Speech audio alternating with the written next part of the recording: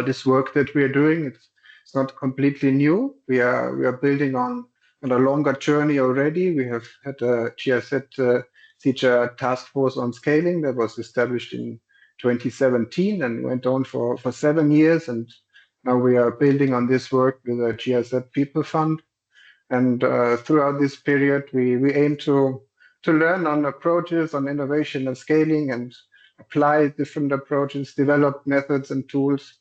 And yeah, so when we heard and we learned that some colleagues of GIZ, together with some partner organizations, have developed a scaling toolkit, we got very curious and we're eager to learn about that. And therefore, I'm happy that we now have this opportunity to co-host this event together with the CGIAR Scaling team. And it's a nice opportunity to have the lead developers of the Scaling Toolkit that we can learn about and discuss today. So I'm curious and look forward to the session. And with that, over to Pierre and Jan. Thanks, Tom. Thanks, Esther.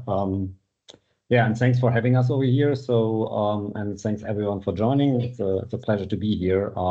So today, as Tom already said, we would like to discuss with you the scaling toolkit, the GIZ Scaling Toolkit that we developed together with GIZ. The toolkit, maybe there's somebody who needs to mute himself, maybe. So the toolkit is a joint development with our colleagues from GIZ, the Smart Development Fund, and the FMB and the BMZ DigiLab, and many other people who have supported us in this journey in interviews, workshops, and also testing and piloting the toolkit. The toolkit was funded by the European Union and the German Federal Ministry for Economic Cooperation and Development, the BMZ.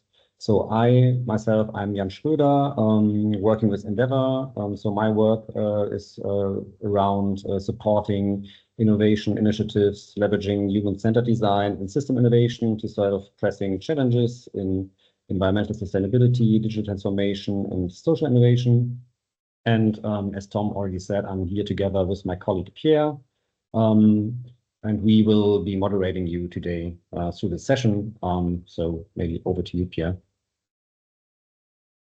Maybe just very briefly, very glad to be here. This was a really, really fun project with Jan, so I'm really glad that we get to talk about it again, about the scaling toolkit.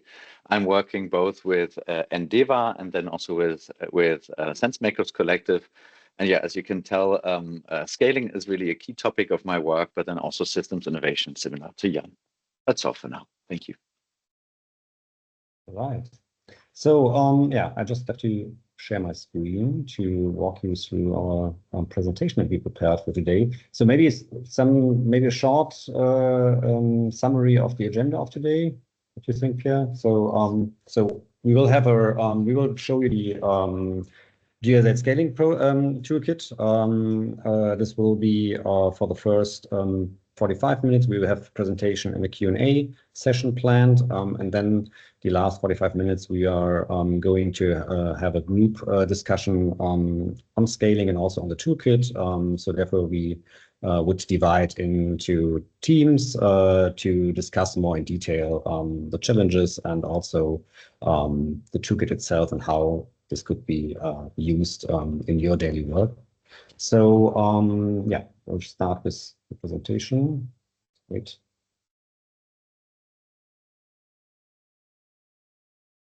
All right. So maybe first of all, a bit about the toolkit development. So how did we go about the toolkit development? And first of all, yeah, the most important part is what were the objectives of the project itself? So we have seen that in the fast evolving landscape of digital innovation, there's a huge opportunity for organizations to amplify the positive impact of digital innovations. And this was more or less like the foundation of this project, where GIZ asked us if we would support them in developing a scaling toolkit for digital innovations. But we also saw that scaling digital comes often with the notion that it will scale automatically, and because it's digital. And we, in the beginning, saw that we also need to consider the local context when adapting and scaling these solutions.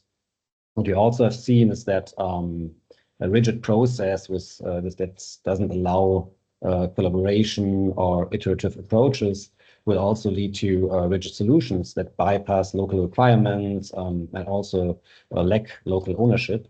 We saw that efficient scaling would need an iterative and collaborative approach to tailor impacts to local needs and contexts. So, and to successfully scale the impact of existing solutions, we also saw that there's a need for more capacity, knowledge, and incentives within international organizations such as GIZ. And this toolkit also aims to help promote an approach to impact scaling that fosters collaboration within GIZ and beyond. So it means this toolkit is meant for supporting facilitators and also other key actors in the scaling process through a modular, iterative, and collaborative scaling process that is tailored to the evolving needs throughout this process. So here's a short overview over the project process that we choose for the development, and you can also see that the development process itself is an iterative and collaborative process, which goes through the phases of having research, developing the toolkit, testing, and learning about the toolkit by testing it with the target groups. Within this process, we also involved many stakeholders and experts and practitioners to learn from them. So, for example, we did a huge desk research that also shows what this kind of toolkit is based on. So, and we learn from the many existing sources a lot, for example, from the scaling scans approach. This helped us guiding our reflection on scaling ambition and also the concept of optimal scale by John Gargani and Robert McLean helped us to distill elements for the scaling vision canvas, one of our tools. The scaling toolkit for practitioners from the scaling community of practice provided us with a phased approach that matched quite well with our approach. We also talked a lot with UNDP Digital X. They had a strong focus, for example, on digital innovation in the matchmaking phase, where they brought together local context and digital solutions, which also inspired our toolkit. And the scaling impact, innovation for public good, also from John Gargani and Robert McLean, inspired our approach concerning the underlying attitude and principles that are important for a collaborative scaling process. But besides this kind of desk research and the interviews with the experts, I guess one of the main parts that helped us in developing the scaling toolkit was also the workshops with experts and practitioners.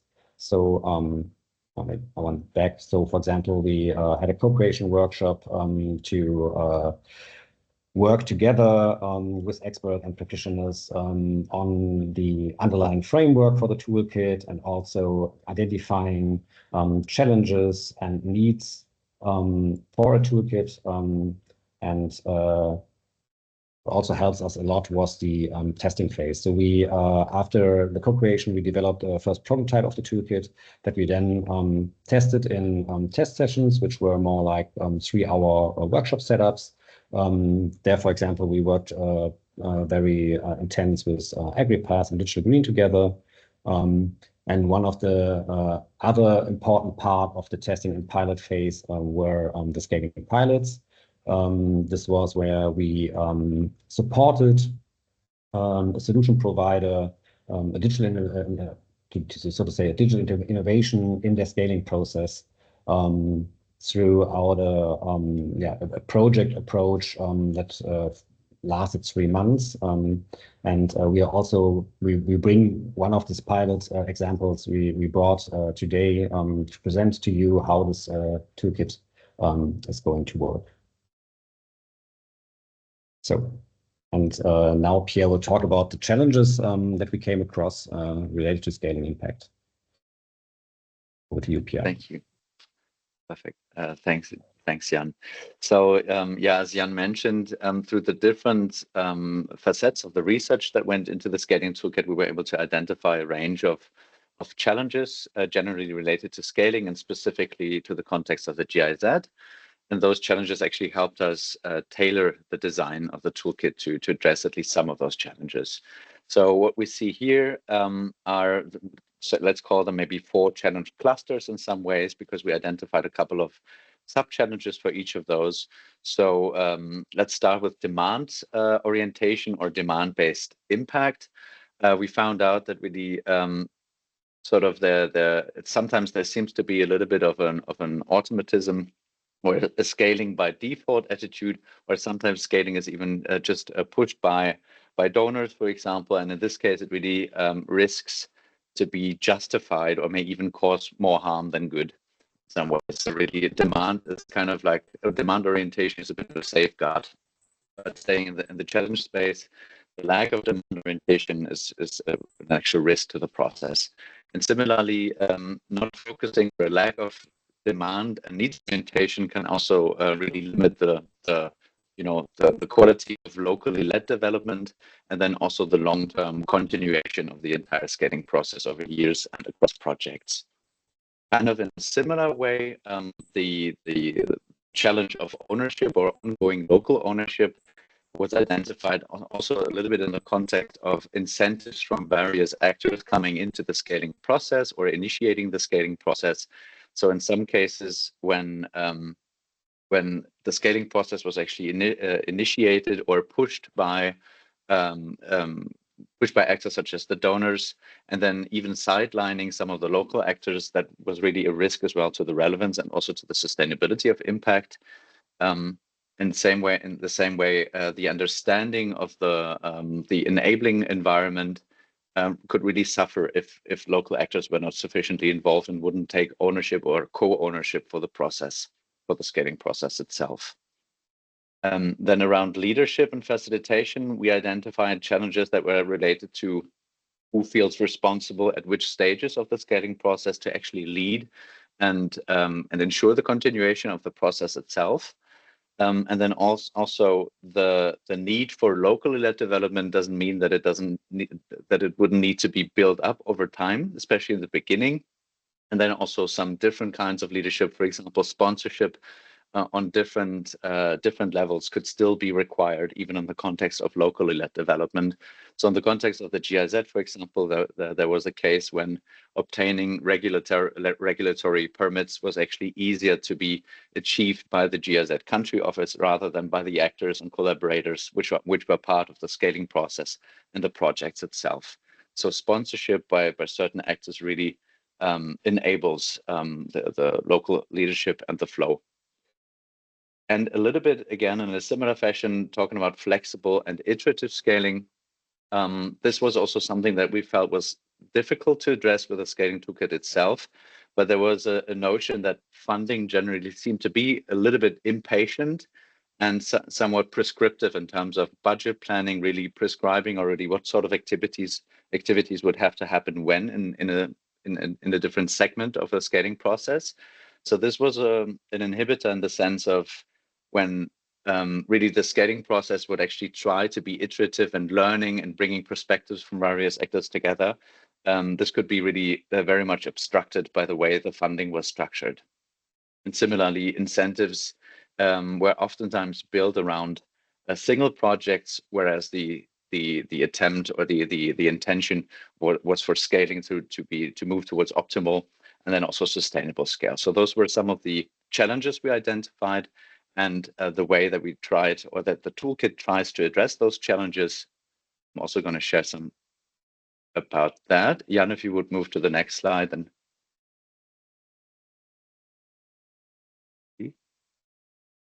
yeah, perfect. Okay, sorry.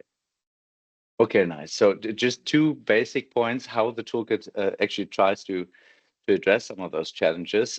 Essentially, this is by really setting up scaling as a collaborative and iterative process, because in order to basically account for the complexity. We found out that really putting an emphasis on co-ownership, on the needs, also not only of the beneficiaries, of course, but also of the actors and collaborators involved. And then an emphasis on ongoing learning was really something that could enable this iterative process towards this moving target of optimal and sustainable scale. So understanding or establishing scaling as a process, and doing that by actually providing some guidance along different phases through roles and through scaling phases, and actually tools that would feed into each of those phases. And then, as you will see in a moment later on, the roles were actually also kind of tailored to different needs across the phases. But that's it for now on the roles. We'll talk about that later. Now over to you, Jan, for the pack shot. Thank you. Yeah, thanks, Pierre. So what actually is the Scaling Toolkit? Scaling Toolkit provides its user with guidance and support on how to scale successful digital innovations by integrating them locally, regionally, or globally in international cooperation. It could be GIZ or non-GIZ, but as we said in the very beginning, this toolkit was mostly designed for the GIZ context. The toolkit should serve as an easy-to-use, open, modular, and also actionable resource of knowledge. So it should provoke people to really work on scaling with simple and easy-to-use tools, and provide them with concrete guidance in their individual situations, so where they are in the process of scaling. Because as we know, scaling is a very long-term process, and the people should find themselves in the process and get the right support for the situation that they're in. So the toolkit itself, as you see over here, it consists of an interactive PDF file that you can download on the webpage of the Digital Global, which is the Digital Transformation Program of BMZ. We can provide the link later to you. And the toolkit comes with 11 selected tool templates that are provided as digital whiteboards on concept board. So we also decided to have this digital whiteboards to offer people tools that they can customize themselves for their individual purposes, and that are ready to use, so that you can directly start with the tools without printing or adapting it. The whole toolkit is under Creative Commons, so it can be used and shared freely by everyone. I also want to share the main features of the toolkit that we will also present to you afterwards. Is first of all, is a simple framework of phases and roles that guide you through the scaling process. And Pierre will talk about that a bit more in detail later on. Then the toolkit provides keys to success, which means there are hints that you should take into account when scaling for the single phases, and also real-life case studies to share practical learnings on what to bear in mind. And as I already said, the main source of the toolkit are these adaptable tool templates on digital whiteboards. That should provide people with concrete support for their scaling process and their scaling project in the situation that they're in. So one part of the toolkit is also the principles that we came up with, or it's also, as I said, it's inspired by the book of John Ragani and Robert McLean, and this should help people to move through this complex and lengthy process of scaling, where they have to involve a broad variety of stakeholders. So to help them navigate this complexity, we came up with this principles. So first principle is people and planning at the heart. So it means the beneficiaries, the people who are affected by the solutions, are at the center of the scaling process. So we should take their perspectives into account constantly throughout the whole process. This is not only important because the solution will only be effective if it really solves real problems of people, but also to ensure a level of legitimacy in which people can influence an extent to which their lives are impacted by a solution. And the second principle is optimal scale. I guess it's also a concept that you're familiar with, because scaling impact almost involves trade-offs and need to be carefully considered how to balance trade-offs with positive effects. This means it's not always the best way to have scaling as an imperative. We have to look carefully what is the correct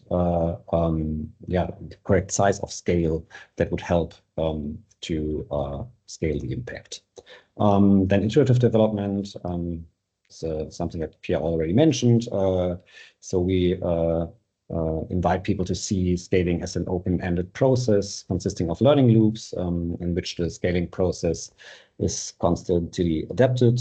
So to make this as a staged approach to make this complexity of the scaling process manageable, and also provide people with method approaches along this iterative process to navigate the scaling process.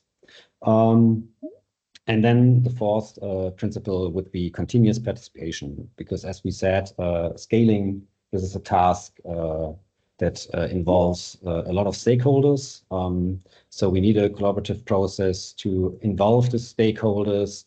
This is also constantly changing throughout the process. And one of the major aspects of that is, of course, to involve their expertise and their knowledge, but also to create this ownership that we need for sustainable impact at scale.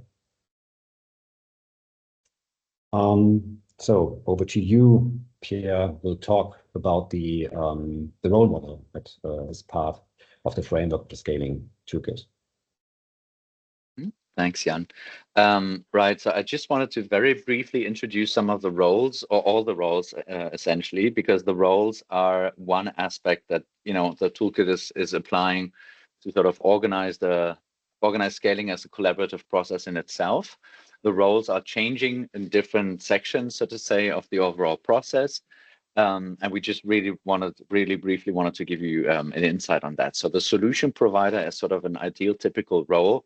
That might not be as homogeneous, or they might change over time who exactly that would be, who the person is involved in the process. You could also say the innovation team, for example. So briefly, their generic interest, so to say, of course, it's very much simplified and generalized. Their interest might be to actually grow the impact of their own solution, attract funders, attract partners. Sometimes it's really also just obviously the intrinsic motivation to see and actually improve the impact of their innovation. What they provide into the process, especially, is the knowledge of how their innovation so far has been generating impact and under what conditions, which already leads us to, or gives us really valuable information about the required enabling environment, or generally some of the enablers and potential inhibitors their solution might be sensitive to. Then also they provide the technical capacity for the use and adaptation of the innovation. So they also have the knowledge that ideally might be passed over to a different role, which we see in the next slide, which is the impact owner. Spoiler alert. Now we're here. So EBRO, the impact owner. This might be again. This can be very diverse. Who would take on this role? And again, it might change over time. So this can be staff in local cooperation programs. It could be, for example, in the context of GIZ country offices. It could also be local communities or municipalities, for example. Their interest, generically speaking, would be to generate meaningful and sustained impact for their specific problems or the problems of their constituencies locally. What they provide is a very essential ingredient as well into the process, which is the deep contextual knowledge that they bring about the networks, the stakeholders that would be affected and contributing to the impact, and then also generally the enabling and inhibiting factors making up the enabling environment in this new or in this context, and then also, you know, potentially a little bit of a deeper knowledge of emerging trade-offs in this specific context. And they may, of course, also enable connections to local partners and networks to also join and become co-owners of the process and the scaling project itself. And this role, the facilitator, is a role which may, as I said previously, but this one even more perhaps, may shift over time also in terms of who mandates this role. Maybe in the beginning there's a donor organization or an intermediary who feels like they want to support a specific scaling process. The facilitator could also, in theory, be part of the innovation team. Perhaps there's one person taking on this role, or ideally, in the long term, especially somebody really attached and linked to the local context. What they bring is sort of to have a facilitator's eye on the needs of the various collaborators, also in terms of what are expectations, how can resources be well managed, and especially how can the flow of information work efficiently so that the different strengths are really used optimally between the collaborators. All right, and then we have a last role, which is the enabler. This is a little bit of an external actor in the sense that they might not be part of the very individual steps and the usage of tools and workshop sessions and so forth. But this is also a little bit of an invitation for donors and other organizations who may be involved to understand themselves really as the enablers in the sense of, you know, which resources, not just financially speaking, but also in terms of knowledge, in terms of sponsorship, in terms of connections with potentially inhibiting actors, whatever they can bring into the process, whatever can be invited from the first three roles in some ways, wherever they hit a solid wall, so to say, enablers can come in and support the process. All right, and then roles which are changing over the course of the entire phases of the scaling toolkits. Let's call them ideal typical phases. Other than that, the organization in phases itself, of course, is a way to try and not reduce complexity, but to create a little bit more of an iterative understanding. So those four phases themselves, each of this phase, can be understood as a loop. And it was really important to us when developing the toolkit together with GIZ colleagues that there's no linearity prescribed, but rather this is just one ideal typical way of how this can be understood. So in the very beginning, for example, the first phase really tries to ensure that there's a match between demand and solution to avoid what I mentioned before in terms of this lack of demand orientation. So the first phase is about assessing both the readiness of the scaling context and the readiness of the scaling solution. So there are some tools for that. And then you could say that the main phase for which the scaling toolkit actually does provide tools is the developing scaling strategy. So this phase is really about harvesting and sort of jointly digesting and introducing the information into the collaboration between the impact owners and the innovation teams of the solution provider. So it's about matching sort of the innovation knowledge and the context knowledge to create something meaningful and create a scaling strategy from that. But phase number 3 is, and this requires a little bit more time probably, so this was also out of scope already of our testing, to be transparent, establishing the preconditions for scaling. There are also still tools and roles defined for that in the scaling toolkit. Here you could say this is about building up the enabling environment as well. At this point, we called it establishing preconditions for scaling and for the scaling strategy to take hold. So phase 4 then is basically the iterative rolling out of that scaling strategy. And once more, it's not about a linear rollout. Not everything that's been planned will just happen as planned, but it's really about defining small learning loops that actually help generate impact at scale and sustainably. All right, so I think it's over to you, Jan, right? Yeah. So yeah, as I mentioned in the beginning, in our process, we also had the possibility to support scaling initiatives to test the scaling toolkit. And one of these pilots, as we called it, was the scaling of ZADA, which is the Smart Africa Digital Academy, to Latin America. And I just want to give you a bit more input by going through this case. We will have a better understanding of how to apply the toolkit. So maybe first a few words on ZADA. So ZADA is a joint project of Smart Africa and the German Development Corporation. And its purpose is to build capacities for policymakers on all kind of topics of digital transformation.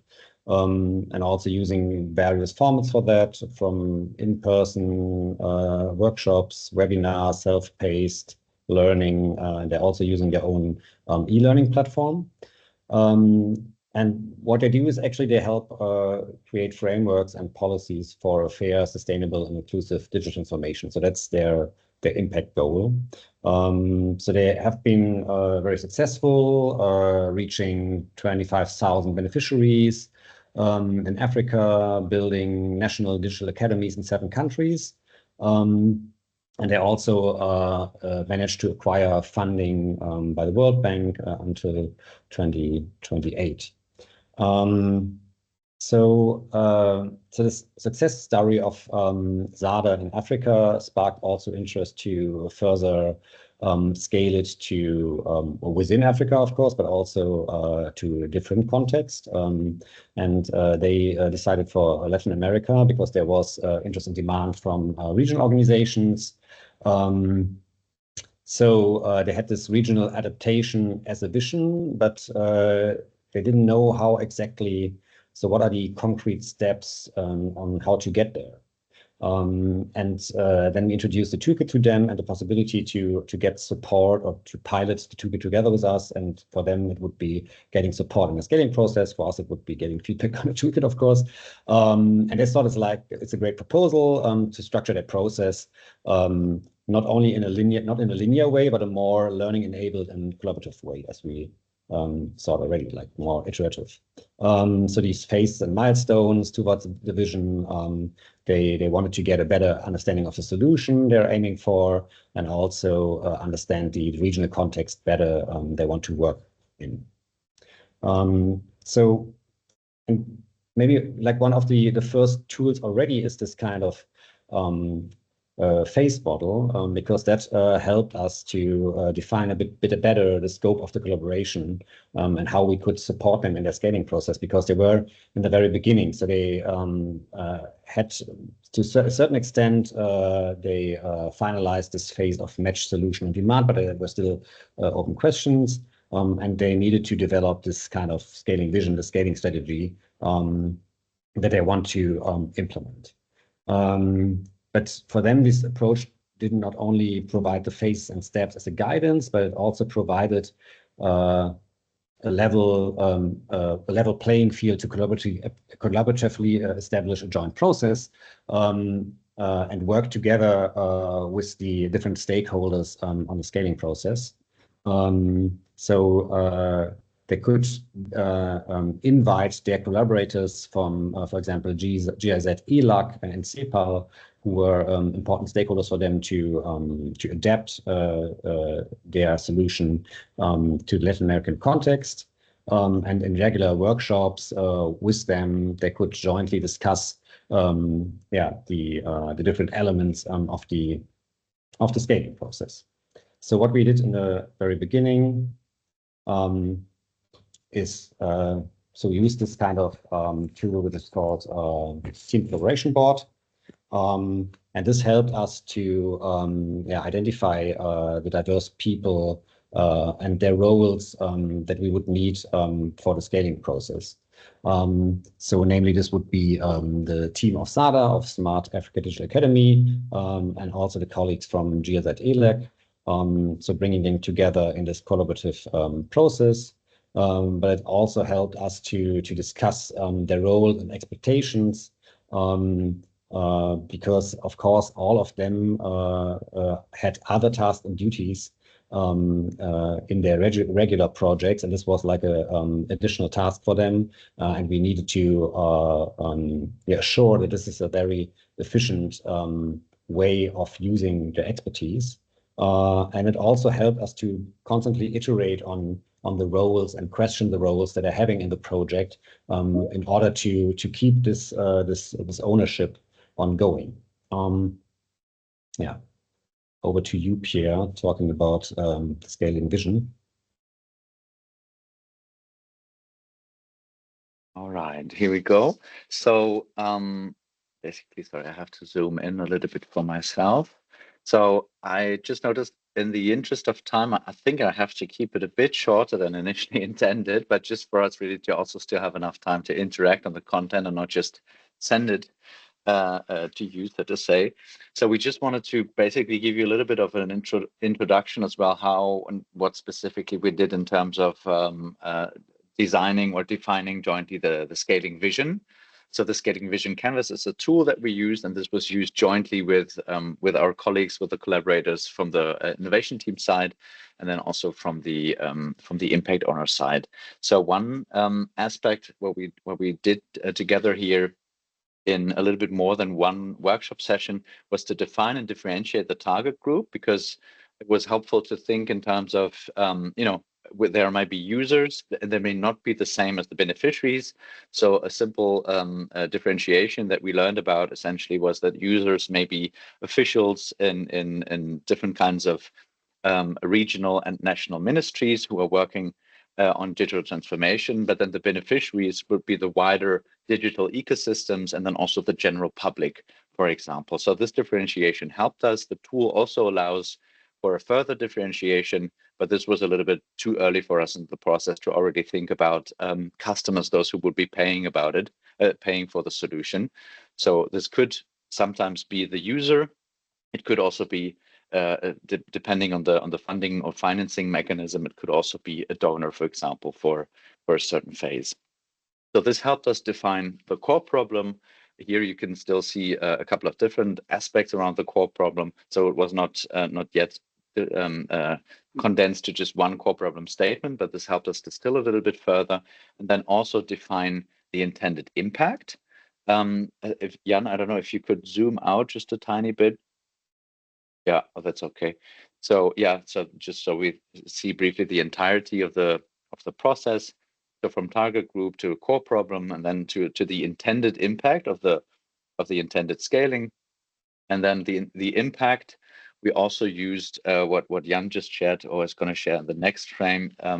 We also had some considerations around optimal scale, and here we really just wanted to make transparent that we slightly, or we adjusted the labels or the categories within optimal scale, but really not because we felt those are generally more suitable. Really very strongly adhere and admire the work that John and Robert have done around optimal scale, and it's also been taken up by the OECD DAC scaling guidelines, so we welcome that very much. Why we shifted or changed the criteria really is just to adapt it a bit more closely to the broad impact definition that some colleagues are using within the GIZ. So this is why we're speaking of relevance, quality, quantity, and sustainability rather than the original categories. All right, and then there's another key tool or key step that we took. Of course, we also had a whole different sessions that were focusing around focusing on the analysis of the context, or rather identifying aspects which would need to be analyzed much more deeply in the context. But what you see here is sort of the solution or innovation team's side of the work. So we disentangled, we unpacked the theory of change of the solution as it so far generates impact, and then we took a look in terms of what are actually the different modules or components of that solution, and which of those are either core, modular, or hackable. So this is a distinction which can be helpful. It doesn't have to be. We felt here it was helpful because it helped us understand core would mean which components would stay the very same no matter what the context. Otherwise, it just wouldn't, the solution itself wouldn't work anymore. And then modular would be, aspects, components which would need to be adapted to the specific context. Hackable would be those components which would be designed as such that they would just remain changeable even from the end user 10 years down the road, as so far the intention, so to say. And then we just went component by component, seeing together, would this be more core or more modular? and then identifying from that required enablers. So slightly different from the scaling scan. We didn't scan, so to say, for different categories in which enablers would need to be there, but we went more from the solution side here, trying to understand, okay, now which component would interact with the context how, and which specific enabler would need to be in place for impact to be generated, this context. Right, and I believe we have a colleague with us, maybe Eva, who's been part of the SADA team. Maybe you just want to very briefly give us one sentence of what stood out for you or what you took away from working with the scaling toolkit, if you feel like it. I just saw your email response. If you want, feel free to come in. Yes, I'm here. Thank you for giving the word to me, and thank you for also highlighting SADA once more as a possible project in which we implemented the scaling. And for me, or for us, the process was really interesting because it made it a lot easier to bring together people from the different projects and jointly creating a vision first and then working towards it. I think we were certainly aware that we cannot just copy and paste the project from one continent or from one region to another. But as you've just described with the core and modular options, it is a lot easier to find it out after having done the beneficiary review, like who do we actually want to target, because then you'd see, unlike in the existing project, another thing would be core and another thing would be modular, to bring these things together. So it helped us in understanding the new context, but it also helped us in terms of improving our implementation in the existing project.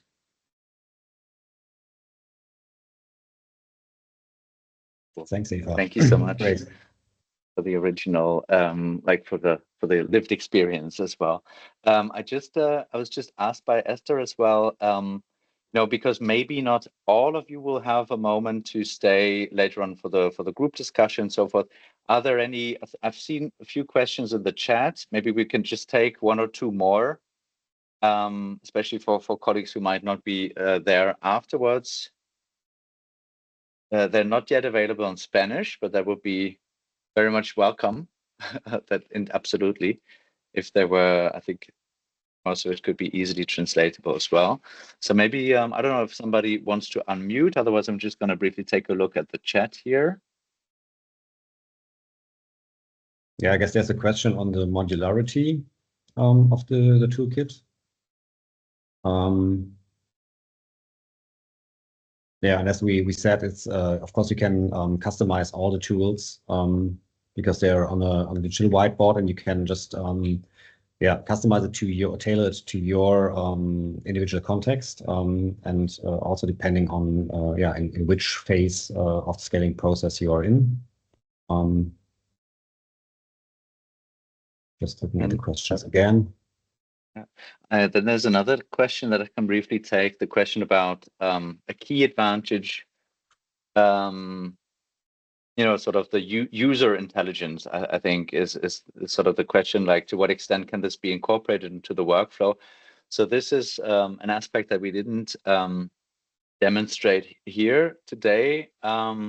There is specifically for the last phase implementing, we have especially provided a tool which is basically the idea is that it facilitates the iterative learning by loops.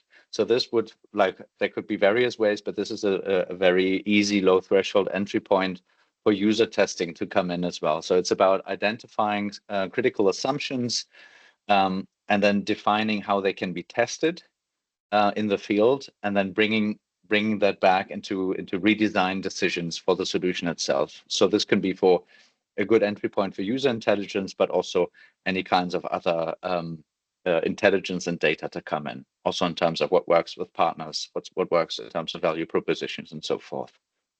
Hope that's a helpful reply. All right, I guess in the interest of time, we should move ahead nonetheless. So Right now, what we have prepared is a little bit of a, we would like to start with a brief individual reflection. And then afterwards, we will open breakout rooms, and then you will be allocated automatically for us to have a little bit of a group discussion, group harvest, and then we have a whole plenary harvest. That's the intention. So right now, I don't know if probably not all of you have participated in what I would call a journaling exercise or individual reflection exercise. So right now, in the next 5 minutes, essentially, the invitation is for you to kind of slow down a little bit, maybe let go of any devices that you might have had in your hands. And if it's okay, I'm just going to introduce a little bit of a grounding exercise, so to say, because we want to open some space for reflection and for sensing into the 3 questions which we brought for you. So I'm just going to ground myself and tell you what I'm doing. And if you want to join, just go ahead. I'm putting my feet on the ground. I'm standing right now. You can stand up or stay seated. Then I just sense where my body and my feet touch the ground. I kind of use that, as a little body scan starting in my feet, and then I just flow my attention through my body and see maybe is something sore, or does something feel particularly good, or does my body need attention somewhere? In doing that, I slightly slow down my breath, and with every breath out, I just let go of anything that's been on my mind. And with every breath in, I focus, just arrive a bit more in the here and now.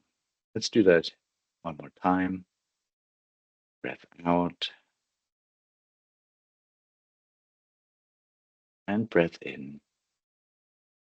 And you can take notes or just listen and see what happens when I read out the question. So what may the scaling toolkit be most helpful for? Or what may the scaling toolkit be most helpful for? And I'm going to leave you some time to reflect on that.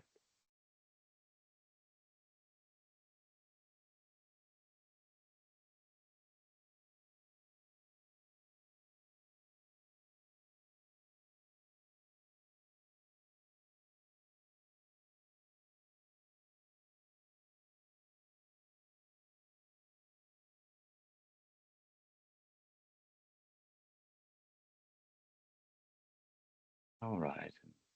Please finish your last thought on the first question. The second one's coming up.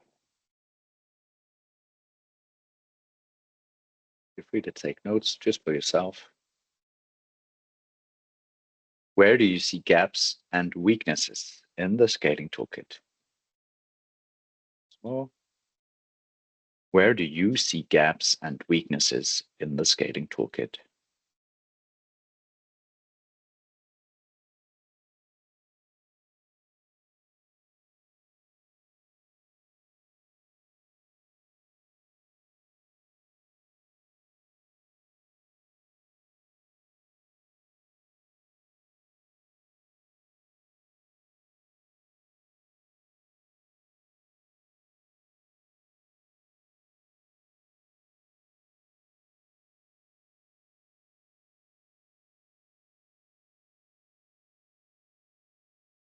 Please finish your last thought.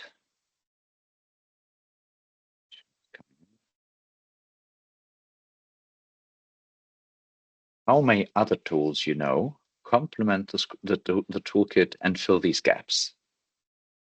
Again, how may other tools which you know complement the toolkit and fill these gaps?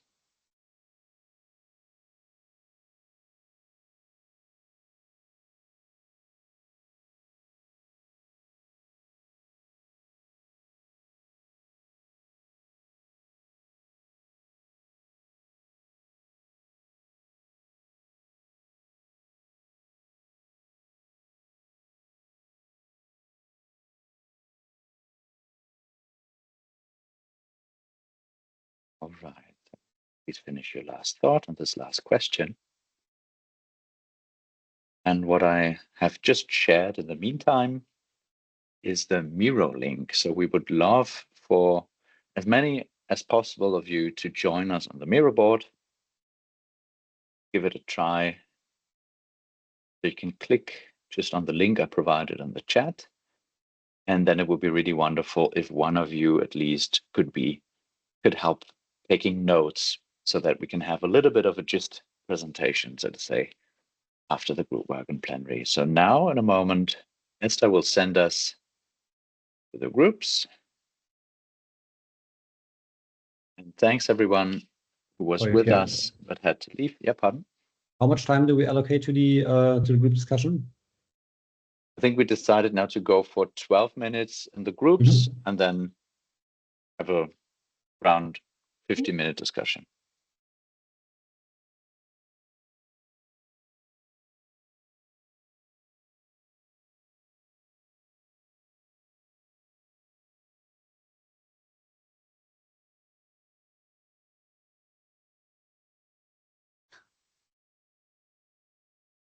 Hi, Pierre.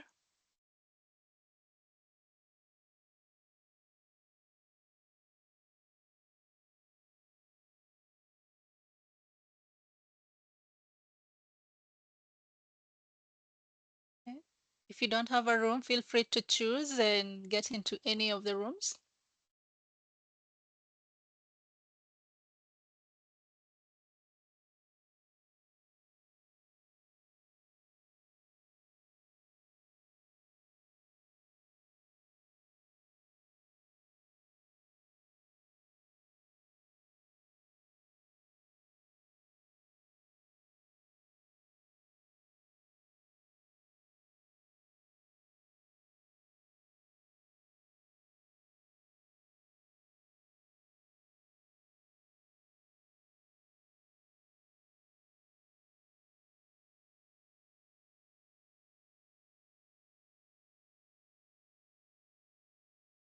Hi, Pierre.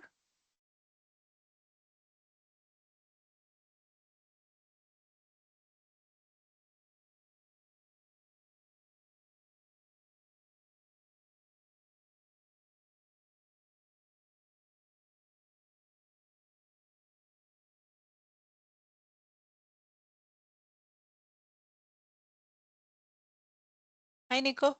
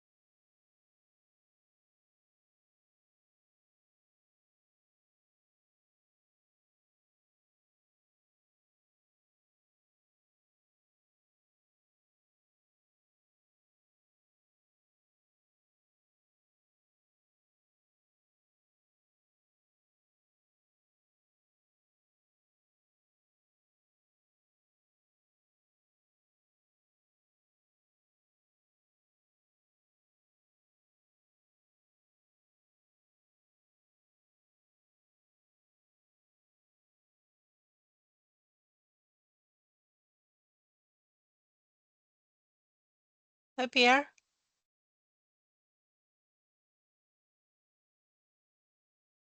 I can't hear you. Hi. Can you hear me now?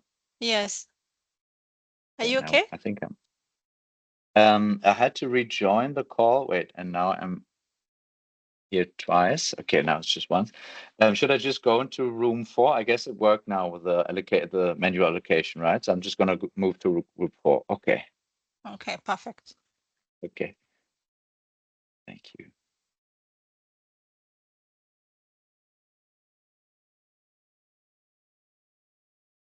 Hi, Nico. Hi, Nico.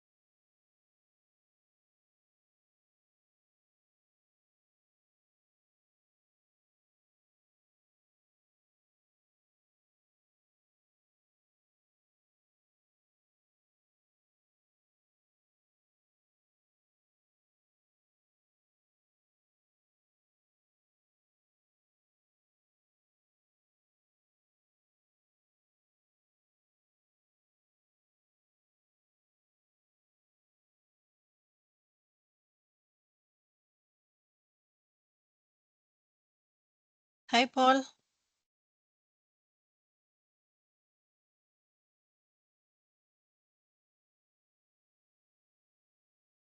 For those joining now, we are in group sessions. If you want to join a group, just open the rooms, click on the rooms button and choose a room that you want to go in. We are all working on the same thing.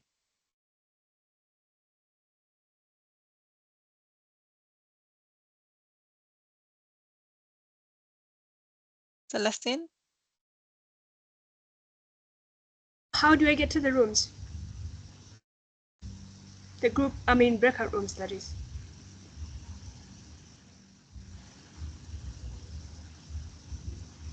Esther? Yeah, Esther? you should see. Yeah, you should see it on your screen. Uh-huh. Do you see a button rooms? Just a moment. No. Okay, let me find you, Celestine.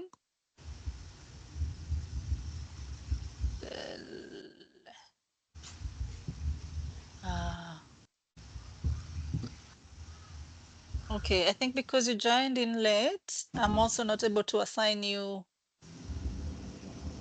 to a room manually. Okay. Oof. Is anyone else having challenges here?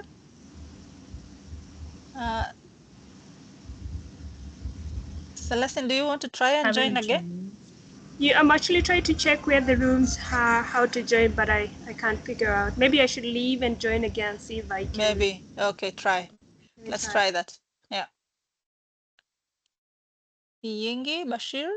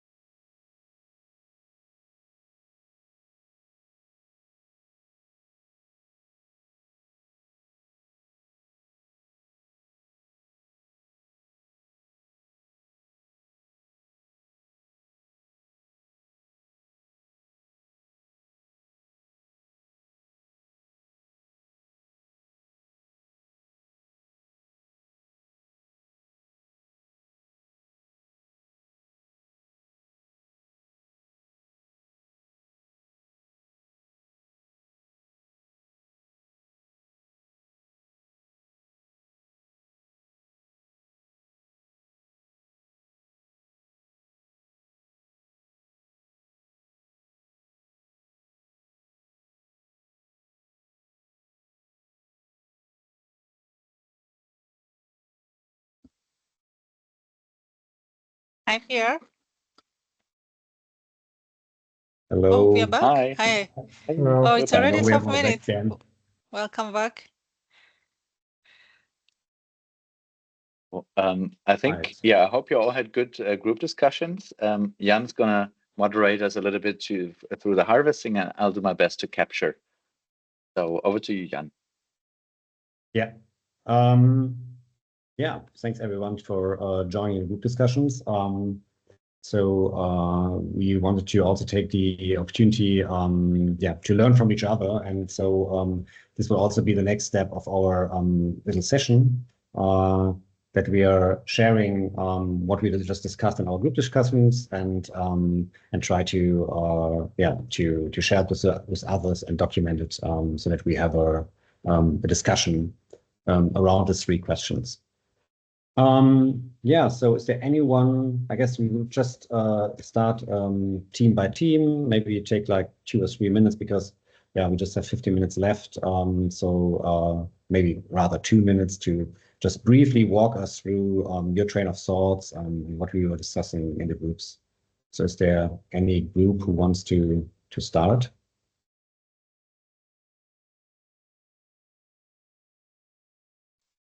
I think it was group 1, so I feel like I can start.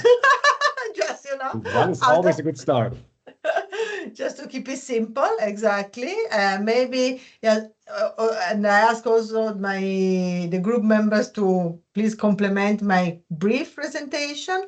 We focus on the question 1 and 2, where in question 1 we thought that what is very helpful in the toolkit is how it helps to kind of organize, stage, and structure the components of this complexity that is the scaling journey that sometimes can be disorienting. We also appreciate the aspect of iteration during implementation and attention to the target context that is not always as strongly considered. I think also the feedback from the GIZ SADA partner was very interesting. And as a planning tool, and also as a tool to bring together actors in defining a scaling strategy and in understanding the roles and how roles have a dynamic nature. In terms of weaknesses and gaps, we felt that there was imply some important concept like about risk assessment or also maturity of the innovation, but it was not very clear. There were the tools for that, or maybe other tools could actually complement. I have in my mind a couple, but we could discuss that maybe later because we didn't discuss it as a group. So over from my side, but I invite Ursil and Anna Carolina and Nico to complement any other point. Over. Right. Thanks a lot. Is there anyone who wants to complement, or otherwise I would just suggest to move over to the next team, team 2, as we are in doing it in a chronic way. Tom. Sure. Yeah, I was hosting team 2. We had good discussions. Time was short, could have continued more. And we felt that it was a brief overview.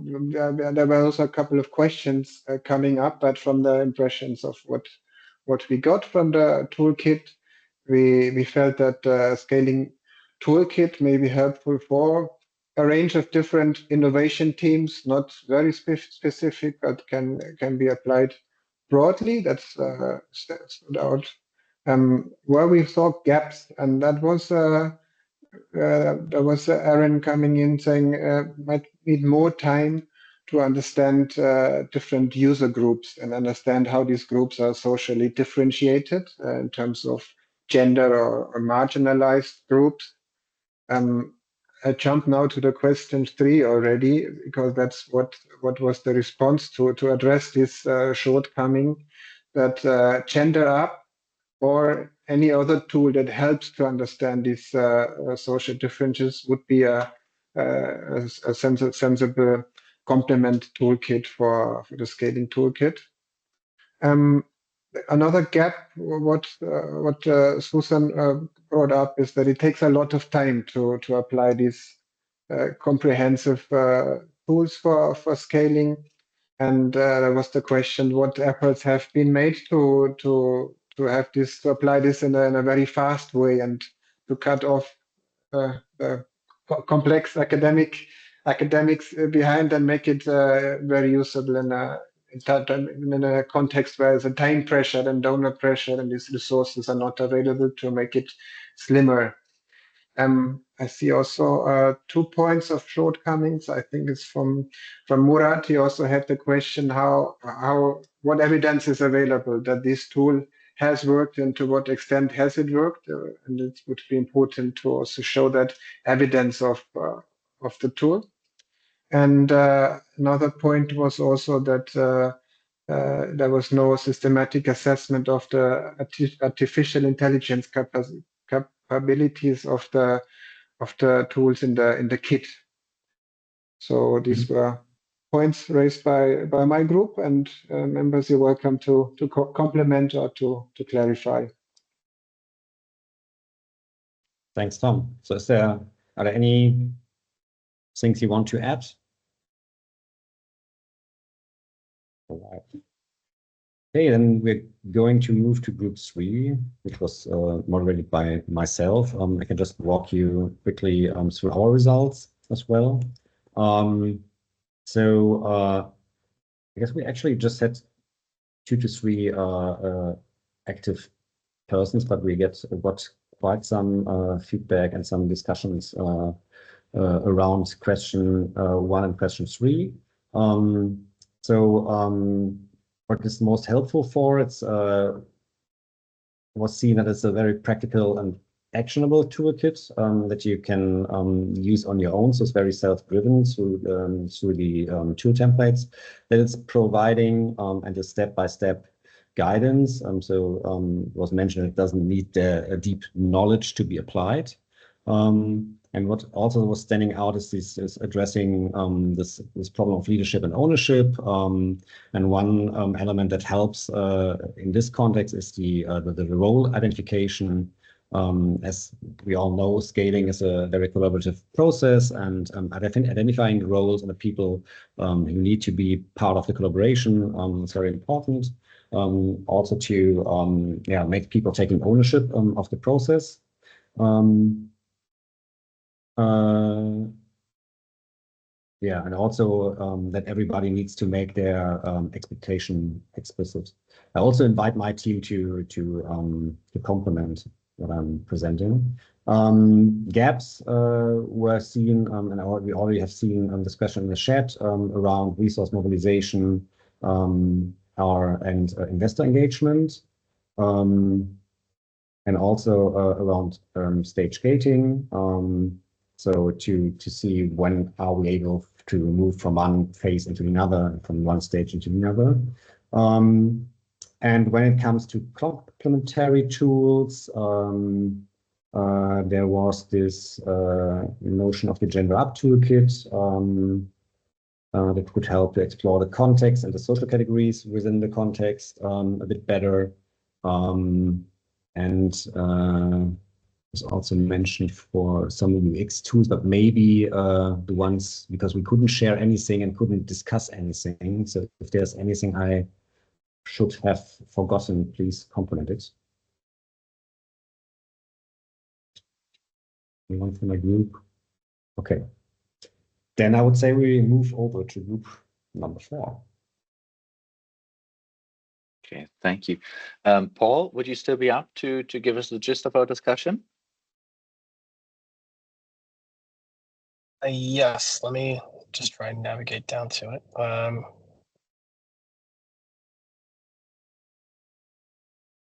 Are you maybe perhaps you're able to? I've logged on through my phone, so I'm struggling to zoom in. No worries. If you like, I can also give us a brief summary. From the phone, Miro is always a bit of a tricky one, I think. But Jan, maybe you could briefly share group 4 results. Yeah. Yeah. Yes, I can screen share it. Screen share. Right. So it's basically just complementing what many of you had said. We were also a very tiny group, just 3 of us, plus myself.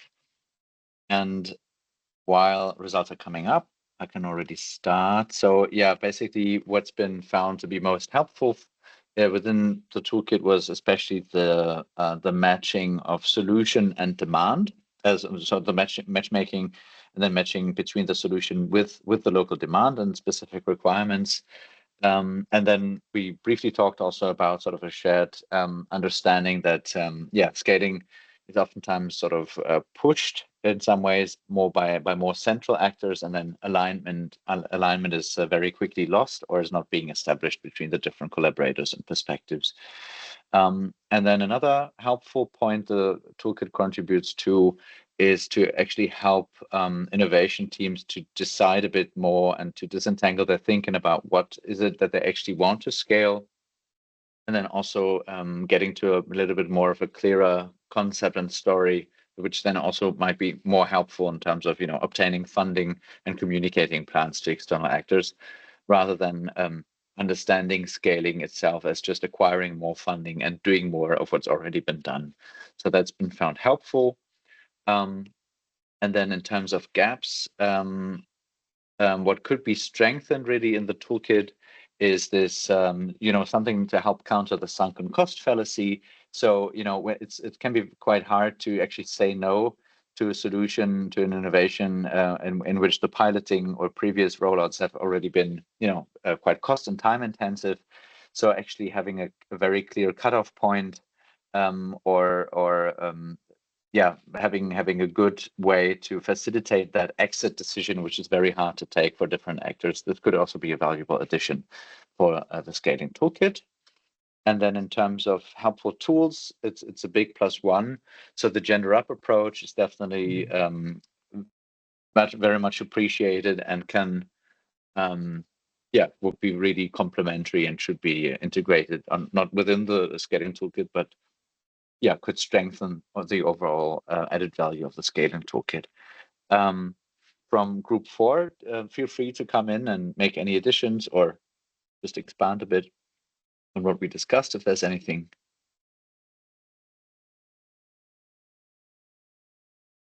No, I think you captured that. Yeah. Okay, fair enough.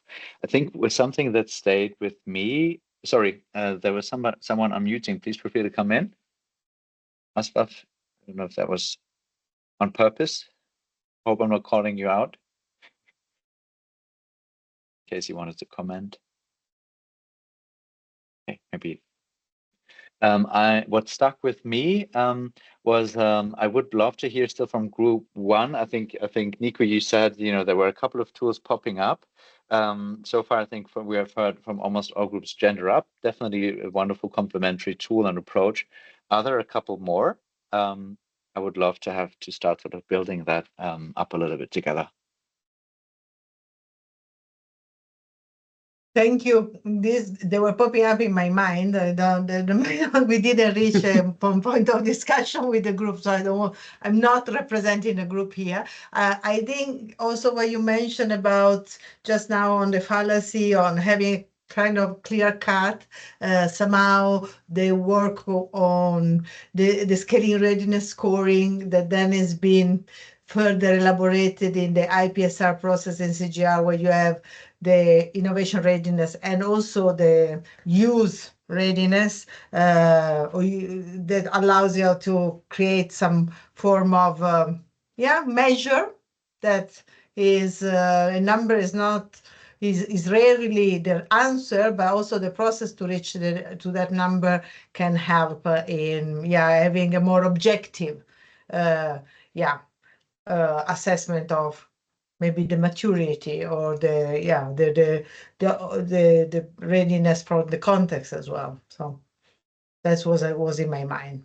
So the scaling readiness and further the declination of scaling readiness in IPSR that we'll be using.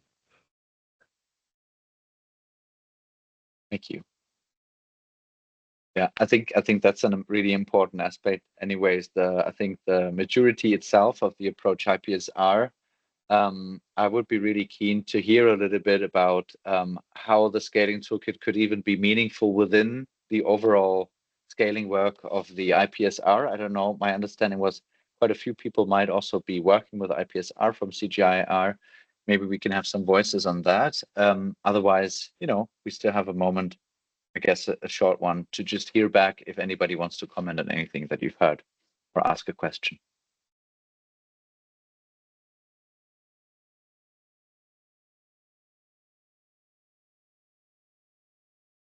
Maybe Okay. Pierre. Oh no, please, Esther, go. Yeah, for me, I think it's also a question I'm struggling with in my work. How do you do like that first step of defining demand, like across a huge portfolio, not just one project? Do you have any insights on that? And how do you match that with existing solutions? Yeah. Maybe en masse when the volumes are big. Yeah. Yeah. Do you want to take it, Jan, or as you want? Yeah, we could talk about the experiences that we also had when researching the toolkit. So the toolkit itself helps to a certain extent, providing you with templates to let you define the demand as a impact owner, or to define or to also define the scalability of the solution. But I guess we would also need other structures. For example, we were talking to DigitalX, which was more like was built like an incubation process where they would matchmake. They had a huge platform for matchmaking solutions with local contexts. For example, it's also similar how we planned it in the DigiLab at BMZ. And what they did is also they used later on. They also used AI for the first matchmaking of does the context, does they have for example, a digital need for a certain solution? So they had a repository of solutions and context, and then they could matchmake them also automatically, like for first matchmaking, and invite people for a first conversation on defining what could be a shared scaling vision. Okay, I don't know if there's anything you wanted to add, Pierre. I think that's good. I was thinking about taking another question in the chat. I'm just going to reply to that in the chat, and then I think in order for us to finish on time, I guess I would just pass it to Esther, I guess. Yeah, that just makes sense. So for the last seconds and minutes. Yeah, Thank you. Thank you very much, Pierre, Jan, and Tom. Yeah, this was a very informative webinar, and I see we have a few minutes. Murat, did you have a question? Okay, I see we have a few minutes, so I will just wrap it up from here. So our next webinar is on the 9th of July. I know this is not 4 months or 3 months apart, but it's the next quarter somehow. So, and we will be hearing a bit about responsible scaling, integrating responsible scaling in CGIAR. And this will be hosted by Helen Archul. And we'll hear a little bit about that gender up discussion, the IPSR discussion, and how can we mainstream some of these things where applicable and possible within the CGIAR. I would also want to point you to key resources. So feel free, if you want to be part of this Science of Scaling webinars, to join our Teams channel. I've dropped the links here. And I think the main aspect down there, you'll see a special issue, link to the special issue. So we have an upcoming special issue on responsible scaling for transformative agri-food systems. This special issue is going to be hosted by Ag Systems, and you'll have some of the guest editors is Mark Schut from here, CGIAR, myself, Case Lewis from Wageningen, and also Erin Maguire, who was also part of this call from UC Davis, and Million, who's also part of the ILRI team. So feel free, if you have a manuscript that's focusing on scaling, focusing on the responsible aspect for transformative impact, please feel free to submit your manuscripts there. So the special issue is open until 15th of December this year. And yeah, we're happy to help in case of anything. If you have questions, feel free to send me an email. I'll drop my email address here. Yeah, there's nothing else from my end. Tom, do you have a last word? Yeah, I can just say thank you from my side. Thank you to Pierre and Jan for giving us an overview of the scaling toolkit. Something I was waiting a long time, and I'm really happy that we had this opportunity. I've learned a lot from your presentation and the discussion. I think it stood out for me as another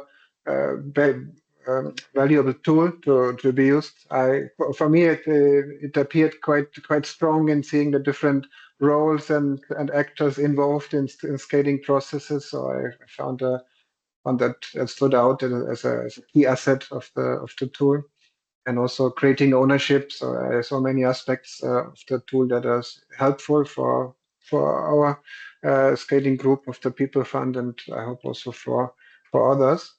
And thank you also to Esther and the scaling CGIAR scaling team. It was nice to have this initiative to have a co-hosted webinar, as we have similar interests in this one, and I'm sure there will be other topics. So I would suggest to keep exchanging with the groups. That was really nice. And finally, thanks to all the participants for joining this session and the contributions you have made. Thanks so much, and looking forward to stay connected. Thank you, Tom. And thanks, Nico, for bringing the two teams together. So my last request is we can put on our videos and maybe wave and see each other's faces as we end. Yeah, nice to see all of you. It's been Great. it was a big team. Yeah. Thanks so much. It was really interesting. All right. Thanks, Elena. I will end it with short music, and feel free to leave at your own leisure. Bye, everyone. Thank you so much, Thank everyone. you. Bye. Bye, everyone. Thanks. Thanks a lot. Thank you. Bye. Hi.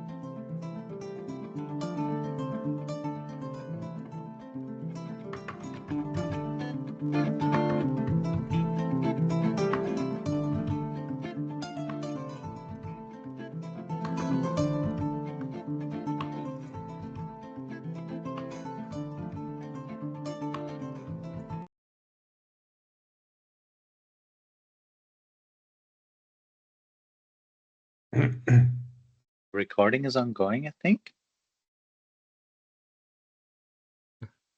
Point. Und